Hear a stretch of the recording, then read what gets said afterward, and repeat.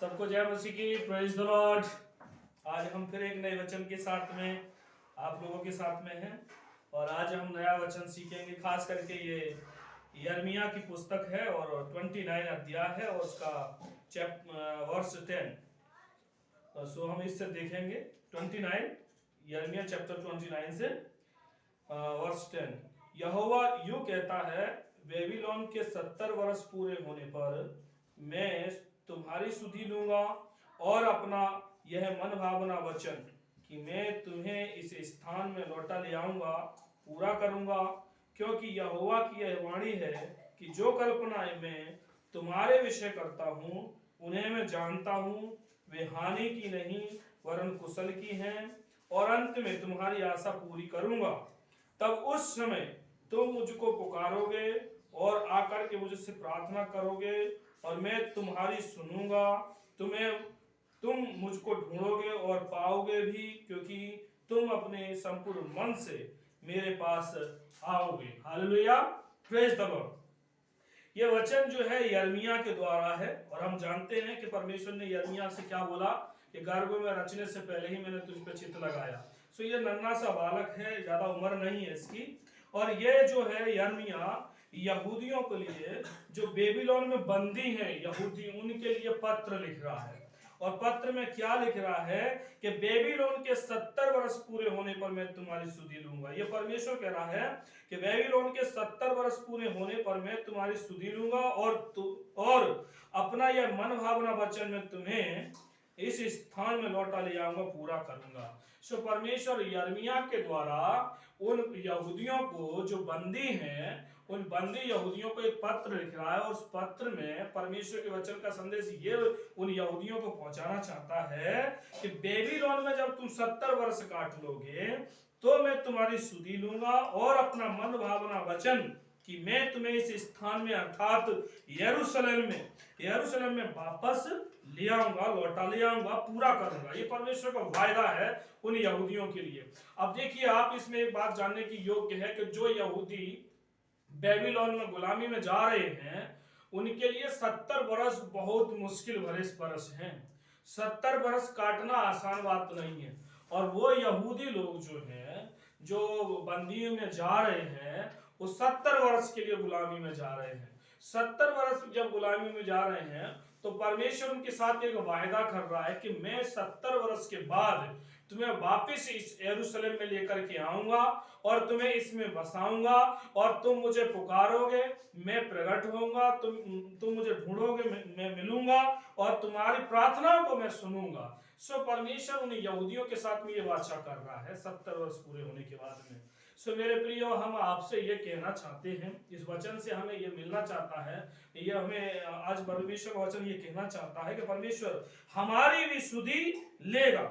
आज बहुत सारे लोग निराश होंगे, बहुत सारे लोगों का जीवन जो है निराशा में होगा, लेकिन परमेश्वर कह रहा है उन लोगों से कि मैं नियत समय पर 70 वर्ष में जिसमें समय दिया है, लेकिन नियत समय पर मैं तुम्हारी सुधि लूंगा। सो हिताश नहीं होना चाहिए। 2 4 साल 5 साल 6 साल हमारे जीवन में कोई निराशाएं या परेशानियां आई हैं या हम निराश में जीवन जी रहे हैं, विश्वास करने के बावजूद भी हमारे घरों में परेशानियां समस्याएं हैं, हम अटूट विश्वासी हैं, निरंतर प्रार्थना करते हैं, लेकिन परमेश्वर का एक वायदा है कि मैं एक निश्चित समय पर तेरी सुधि लूंगा और जब तेरी सुधि लूंगा तो तू मुझे पुकारेगा और मैं तुझे मिलूंगा भी, तुम मुझे ढूंढोगे और पाओगे भी, और तुम अपने संपूर्ण मन से मेरे पास में आओगे। उस समय खुशी का आनंद होगा जब परमेश्वर इस बात को सुनेगा।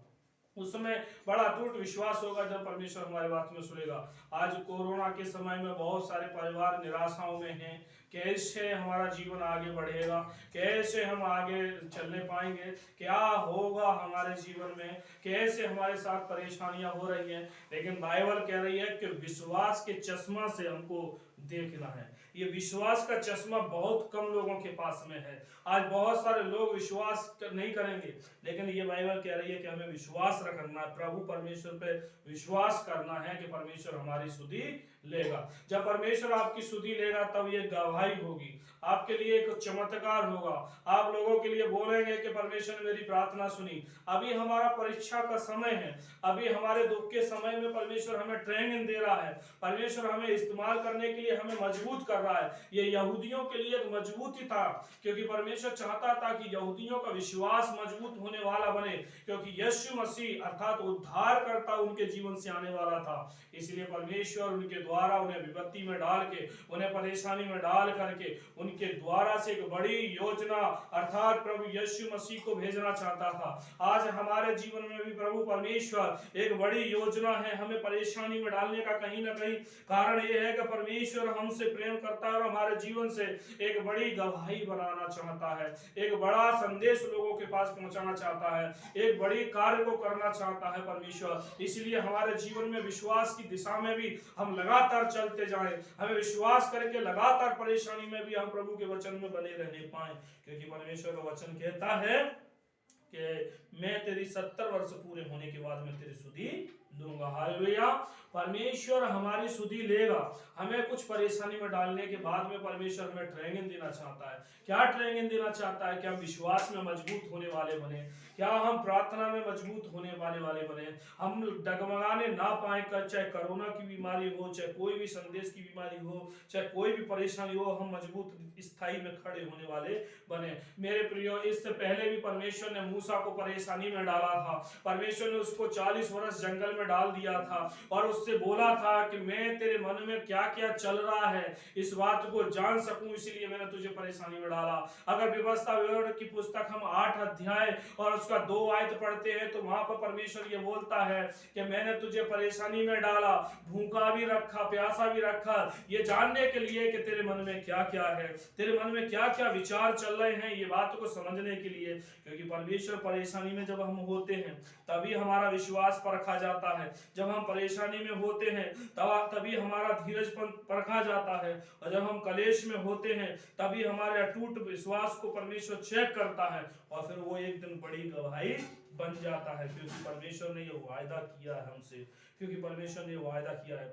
अब व्यवस्था विवरण 8 की 2 में पढ़ते तो ऐसा लिखा है, स्मरण रख कि तेरा परमेश्वर यहोवा उन 40 वर्षों में तुझे सारे जंगल के मार्ग में से इसीलिए ले आया कि वह तुझे नम्र बनाए और तेरी परीक्षा करके यह जान ले कि तेरे मन में क्या क्या है और कि तू उसकी आज्ञाओं का पालन करेगा या नहीं करेगा।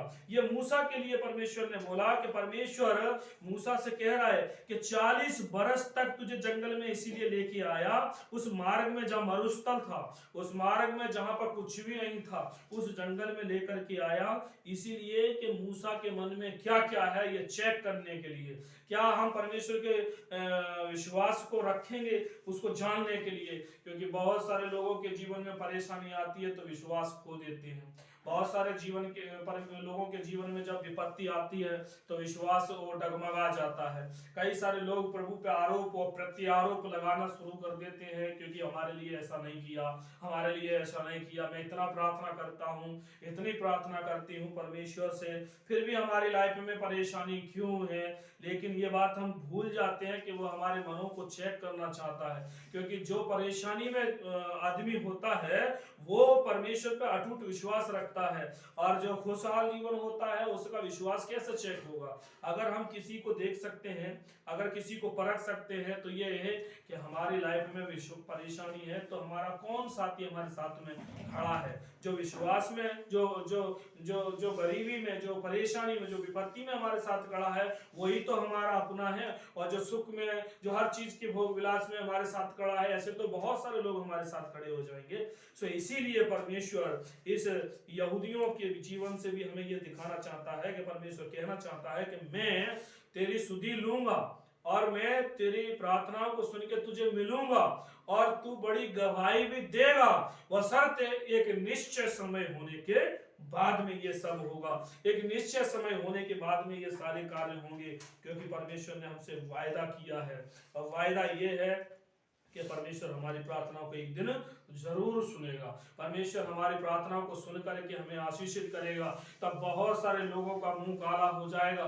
जो हमारे विपत्ति के समय में जो लोग हम पे हंसते हैं, जो हम पे कमेंट करते हैं, जो हमारा मजाक बनाते हैं, और उनका मुंह काला होगा और उनको परमेश्वर बताएगा कि मैंने कितने बड़े विचित्र और अद्भुत कार्य किए हैं। मैं आपसे ये बोलना चाहता हूं कि हमें हर परिस्थिति में परमेश्वर पर विश्वास रखना चाहिए, क्योंकि परमेश्वर अपने निश्चय समय पे अद्भुत कार्य करने वाला परमेश्वर है।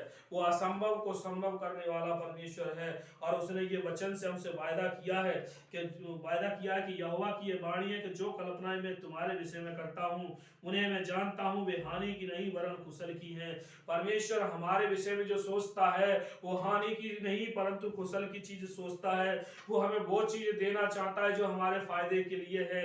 परमेश्वर हमारे बारे में अच्छे से समझता है। परमेश्वर ने वायदा किया है कि मैं जो तेरे बारे में सोच रहा हूँ वो हानि की नहीं परंतु कुशल की बातें हैं। जरूर अभी आपका समय परेशानी में हो सकता है, जरूर आपका समय निराशा में हो सकता है, जरूर आज आपके पास में कुछ घर की तंगी हो सकती है, जरूर आज आपके पास में परेशानी का सबब हो सकता है, जरूर आज आपको कोई सता रहा होगा, जरूर आपके जीवन में इतनी बड़ी निराशाएं होंगी जिससे आप हताश और निराश होंगे। लेकिन परमेश्वर का एक वायदा आपके साथ में वो ये है कि मैं तेरे विषय में जो कल्पनाएं करता हूं वे हानि की नहीं परंतु कुशल की है। Praise the Lord, hallelujah. परमेश्वर हमारे लिए हानि की नहीं परंतु कुशल की, अच्छी, फायदे की हमारे लिए योजना बना करके वो रखा है। वो योजना परमेश्वर हमारे लिए जो बना के रखा है उस योजना को विश्वास के चश्मे से हमें देखना है। बहुत सारे लोग इस विश्वास के चश्मे से नहीं देखते हैं।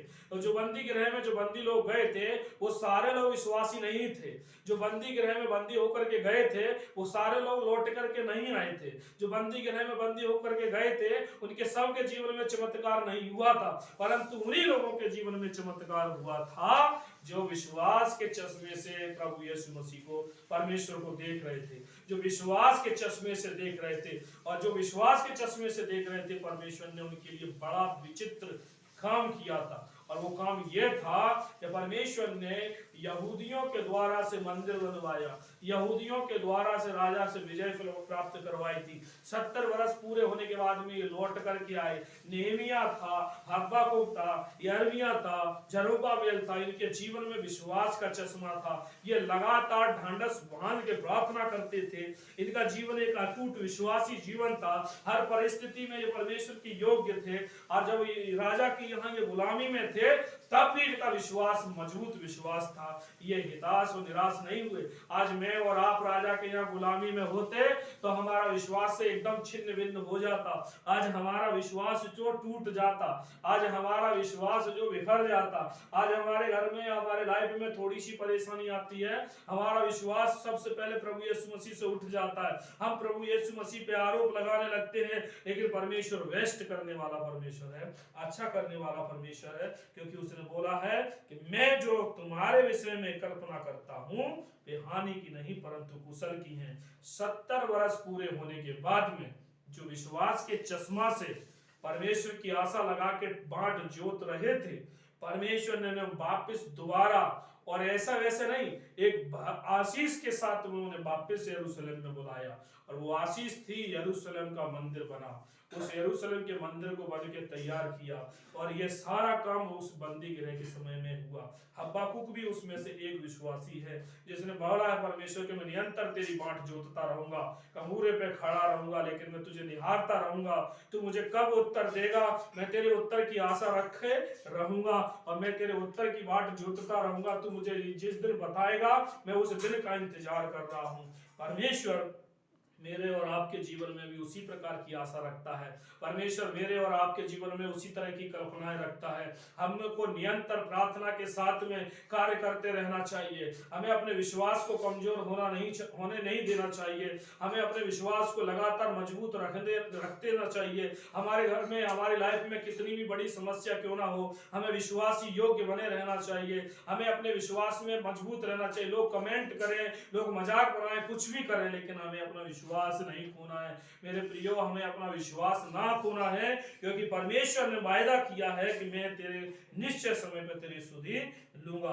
और ये ना केवल इस समय में, बल्कि बाइबल में कई बार परमेश्वर ने निश्चय समय की सुधि के बारे में जिक्र किया है। और मेरे लिए और आपके लिए भी परमेश्वर उसी प्रकार की आशा करता है। और मेरे को और आपको लगातार इसी विषय की प्रार्थना करना चाहिए और इस बात का बहुत ध्यान देना है कि सभी यहूदियों को परमेश्वर ने आशीषित नहीं किया, और ना आज सभी भाई विश्वासी भाई बहनों को परमेश्वर आशीष करेगा, परंतु उन्हीं के विषय में ये आशीष होगी जो परमेश्वर की बाट निरंतर जोतते रहेंगे, क्योंकि परमेश्वर उन्हीं के विषय में सोचता है। और वो कह भी रहा है कि तुम मुझे ढूंढोगे और पाओगे भी, क्योंकि तुम अपने मन संपूर्ण मन से मेरे पास आओगे। जब आपके हर्ष, जो आपकी प्रार्थनाएं जब पूरी होंगी, तो आपके पास खुशी के आंसू होंगे। जब आपकी प्रार्थनाएं होंगी तो आपकी बड़ी गवाही होगी। जरूर अभी निराशा का समय है, लेकिन जब परमेश्वर आपकी निराशा को आशा में बदलेगा, तब आप खुशी के आंसू के साथ में लोगों को गवाही देंगे और लोगों को बताएंगे कि हमारी लाइफ में बहुत परेशानी थी, हमारी लाइफ में ऐसी समस्या थी, लेकिन परमेश्वर ने हमको इतना अद्भुत और विचित्र कार्य करके आशीषित किया। सो परमेश्वर का ये वचन हमारे लिए और आपके लिए है। हमें अपने विश्वास को नहीं खोना चाहिए। आज बीमारी के समय में जरूर ये बंदी जैसा हालत हमारी लाइफ में है। आज के दौर में भी विश्वासियों का जीवन जरूर कठिन परेशानी का जीवन है शायद, पर बंदियों के जैसा हमारा जीवन आज इतना नहीं है। हम आजाद हैं और हम कुछ भी कर सकते हैं। इस वचन के द्वारा आप सभी लोगों को परमेश्वर आशीषित करे। इस वचन के द्वारा आज उन तमाम बहन भाइयों की प्रार्थनाओं को जो लगातार प्रार्थना कर रहे हैं और एक उम्मीद के साथ में, एक आशा के साथ में, विश्वास के चश्मे के साथ प्रार्थना कर रहे हैं, परमेश्वर इन सभी बहन भाइयों की प्रार्थनाओं को आशीषित करे। प्यारे पिता परमेश्वर, मैं प्रार्थना करता हूं उन सभी बहन भाइयों के लिए जो आज विश्वास रख करके प्रार्थना कर रहे हैं, एक अटूट विश्वास के साथ में। प्रभु, वो जरूर निराशा है, परेशान है, हिताश है, लेकिन एक निश्चय समय पर आप उनकी प्रार्थनाओं को सुन करके उन्हें आशीषित करोगे। इसलिए प्रभु, हम आपका धन्यवाद देते हैं कि आप प्रार्थनाओं को सुनने वाले परमेश्वर हैं, आप असंभव को संभव करने वाले परमेश्वर हैं। उन तमाम बहन भाइयों के जीवन में प्रभु आशीषित करें जो प्रभु आज हमारे वचन को सुनते हैं।